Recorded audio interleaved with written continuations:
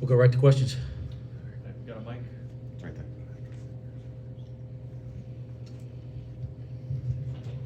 This is your third Crosstown Shootout.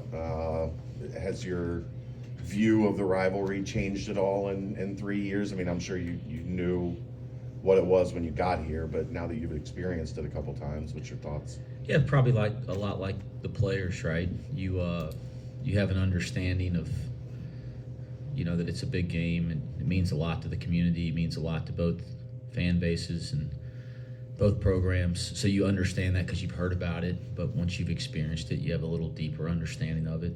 So probably a lot like, guys that have been in the program for 2, 3, 4 years are going to have a, more of an understanding of what it is because they've experienced it, and then guys that are first-year players. How much do you lean on the returning guys to let the younger guys or the new guys, whatever, the transfers or whatever, know kind of what this is about? Yeah, I think, I think it's a couple things. Like I've always said, I'm not going to be shy about it. We all, as kids and competitors, dream about playing in big games. So, there's no coach speak here. You dream about playing in big games, and this is a big game because it means a lot and two great programs, and there's a history to it, and so that's pretty neat. But how you go about approaching big games is the same stuff you do every day, and I think when you get away from that, you get into a little bit of trouble. So, the approach should be the same. Will there be a little bit extra energy or excitement? It'll be that way for both teams, both fan bases. I mean, that's to be expected, but we just got to be about business as usual. I don't think we have to do anything different or act different or prepare differently.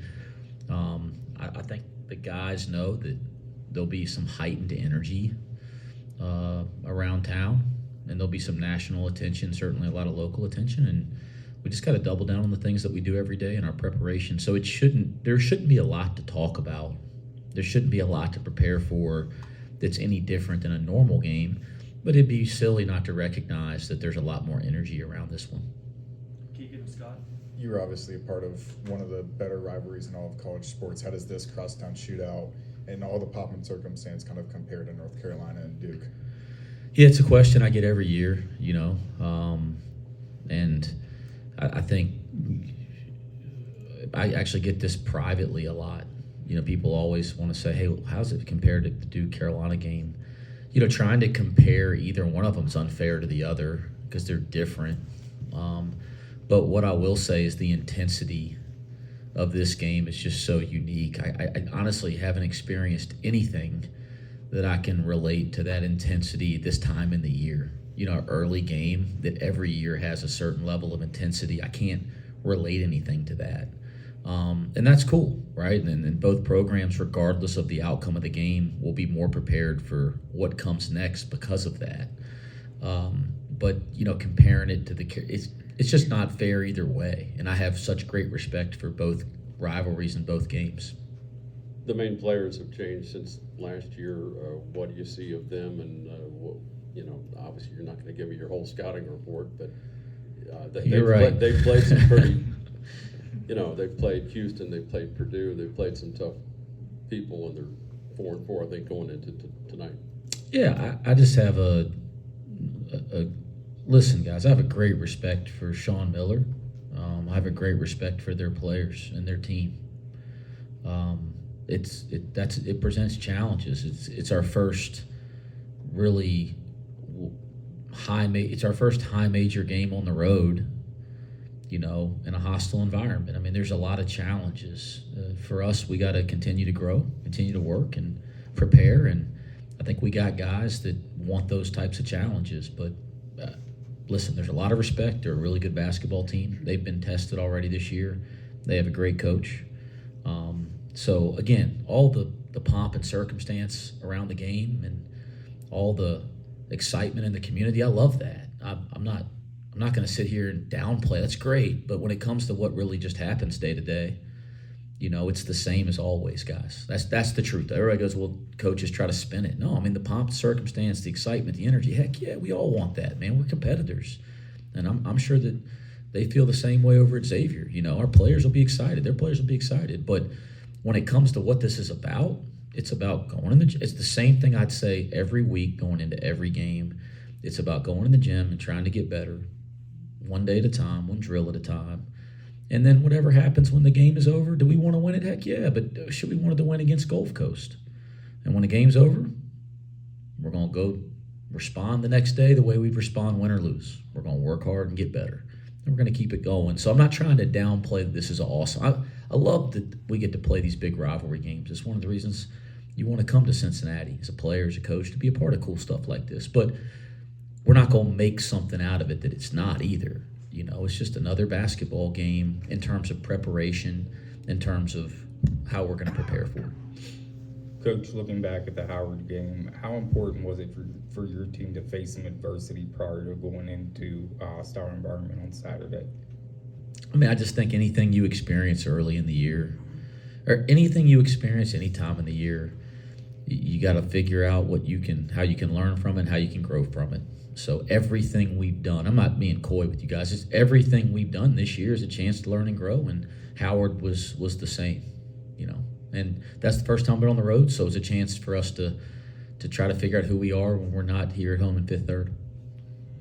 Desmond Claude is kind of they're really their only guy returning from a year ago. I don't know how much tape you've gotten into yet, but what do you see in his game that's grown, that's maybe improved, and they're obviously leaning on him a lot more this year? He's a terrific player. You know, a couple things. You see that maturity from freshman to sophomore year. You know, you could see all the gifts last year. But you saw the spurts, right? I think everybody saw that. When you watch tape now, you just see that it's more consistent. He's in a bigger role. You know, some guys leave the program, so he steps into a bigger role, more consistent role. But he's a big-time wing player, as good of a wing player as we have in college basketball. CJ Frederick talked about this rivalry after the game over the weekend and how he embraced this rivalry, obviously being a Cincinnati native. How important is it to have a guy from this area to really embrace on these younger guys, talking about this rivalry and all the aspects heading into this one? Yeah, again, we have guys that have played in the game. CJ grew up attending the game and following the game.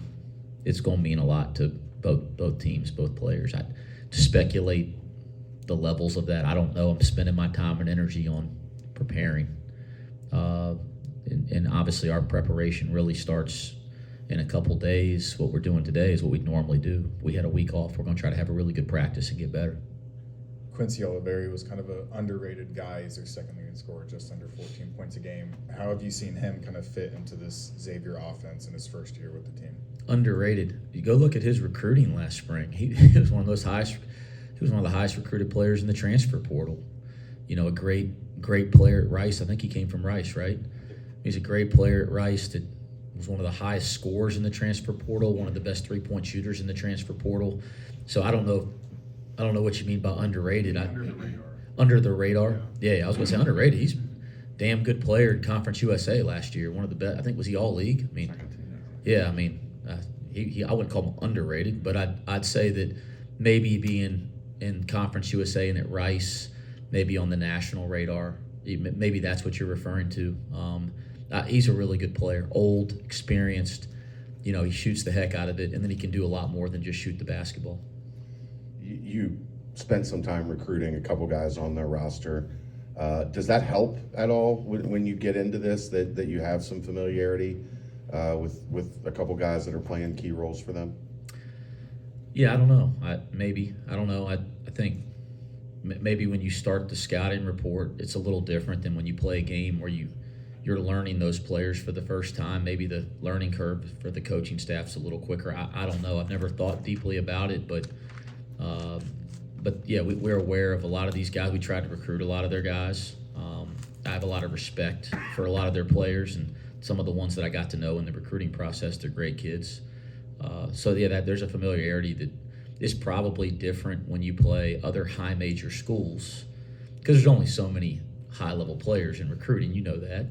So generally, when you're playing other high major schools, you're familiar with the players because you cross paths in recruiting. That's not unique to the Xavier game. That would be probably almost any high major game you play.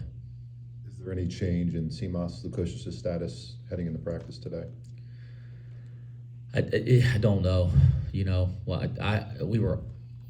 we were on the court yesterday, but it was more of like an active recovery day. And because of what he's dealing with, we didn't even try to get him going. We gave him the day off with a couple other guys. We got a lot of work done in film, and they got a lift with Coach Rayfelt. And then some of the guys got out and got some work done, and some of the guys we gave the day off to. So we didn't get to test him yesterday.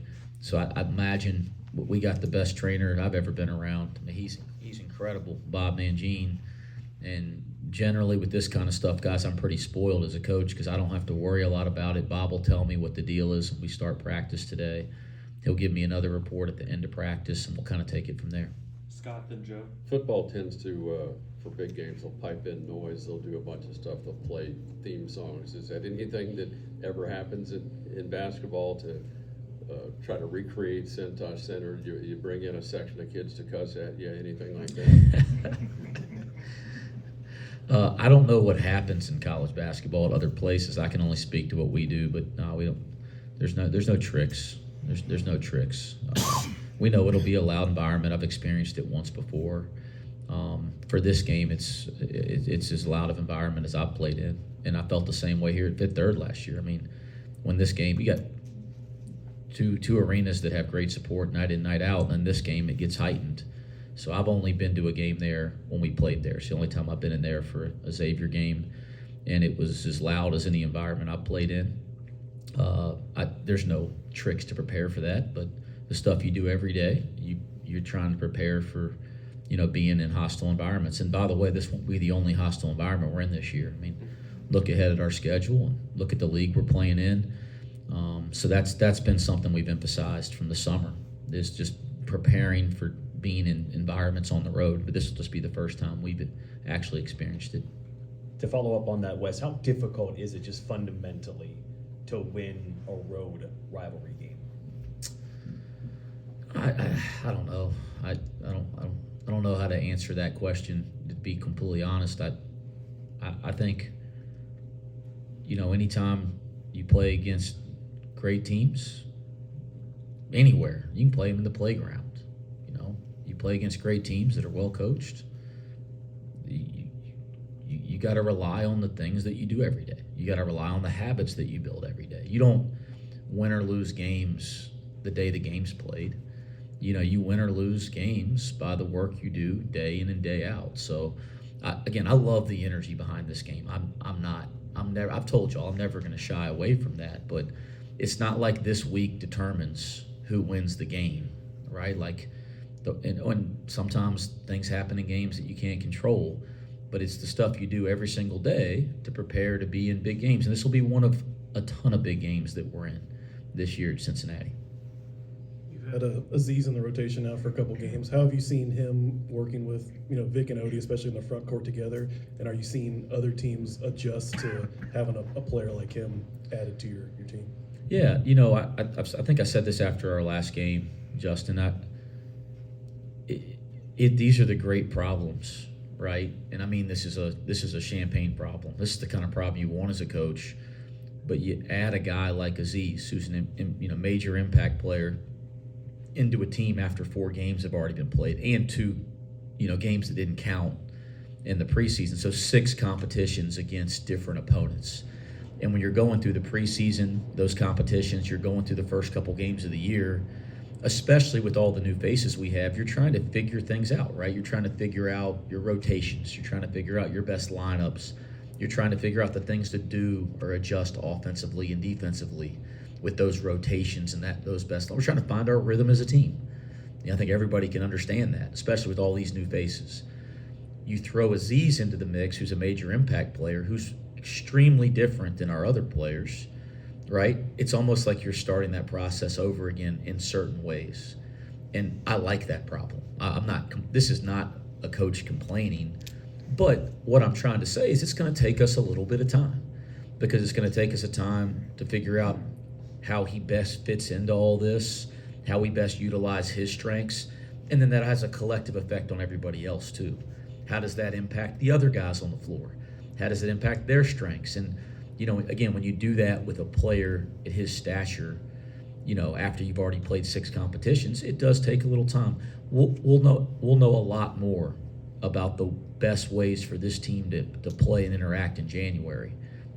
Doesn't mean we can't have success between now and then, but it is going to take a little bit of a time, and I think we all have to have a little patience, coaches, players, everybody in between. Two more, Keegan and Chad. You've had 7 games with Coach Loeffler on your bench now. What's it kind of been like seeing how he manages the games and that addition with the head coaching background? How Coach Loeffler manages the game? Yeah. Well, he doesn't. I'll manage the game. Just I'm just kidding. No, it's our staff has been it's worked really well together so far.